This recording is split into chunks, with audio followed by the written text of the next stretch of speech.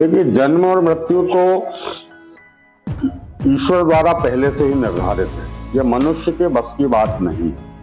पूर्व जन्म के किए हुए कर्म के आधार पर मनुष्य का प्रारब्ध तय होता है और उस प्रारब्ध के आधार पर ही जन्म मृत्यु, व्यक्ति के कर्म, व्यवसाय, किस प्रकार का जीवन यापन करेगा, किस प्रकार से मृत्यु होगी, ये सब व्यक्ति के प्रारब्ध के ऊपर निर्भर होते हैं और प्रारब्ध से ही व्यक्ति का जीवन तय होता है। लेकिन भगवान शंकर की यदि हम आराधना करते हैं तो भावई मेट सकें त्रिपुरारी।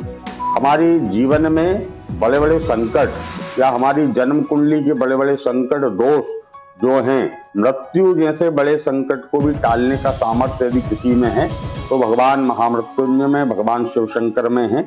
इसलिए यदि कोई व्यक्ति रोगी है, बीमार है, मरणासन है या उसकी जन्म कुंडली में मार्केश की महादशा, अंतरदशा इत्यादि चल रही हो या किसी प्रबल भारी ग्रह की महादशा चल रही हो जिसमें व्यक्ति संकट में हो, मृत्यु की कगार पे हो, ऐसे समय में व्यक्ति को महामृत्युंजय जप किसी ब्राह्मणों के द्वारा कराना चाहिए।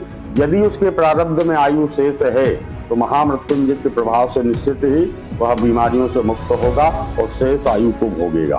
तो पहला उपाय है महामृत्युंजय मंत्र का जप अनुष्ठान। यह बहुत असरकारक होता है।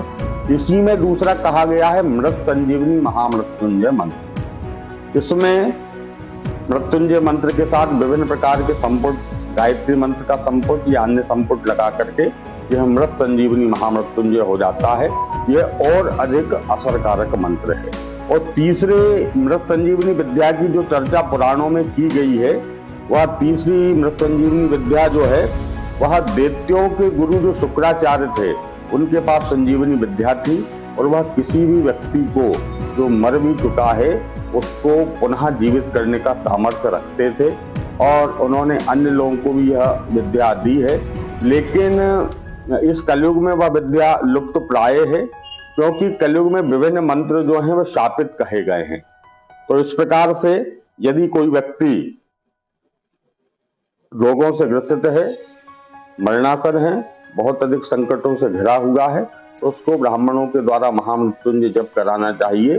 क्योंकि जो मार्कंडेय ऋषि थे उनकी अल्पायु थी और यम उनको लेने आए तो वो भगवान शंकर की शरण में चले गए और उन्होंने महामृत्युंजय मंत्र का निर्माण करके भगवान शिव की आराधना की और भगवान शंकर को प्रसन्न किया, जिसके प्रभाव से मृत्यु को उन्होंने टाल दिया, दीर्घायु और अमर तत्व, अमर पद को उन्होंने प्राप्त किया। आज भी मार्कंडेय ऋषि जीवित हैं ऐसा माना जाता है। इसलिए योग विद्वान ब्राह्मणों के द्वारा जो उसका पुरस्करण है 1.25 लाख महामृत्युंजय जप कराना चाहिए और जो दशांश का क्रम है उस क्रम से हवन, तर्पण, मार्जन, ब्राह्मण भोजन इत्यादि की विधि करके यदि इसको किया जाता है तो निश्चित व्यक्ति को लाभ होता है।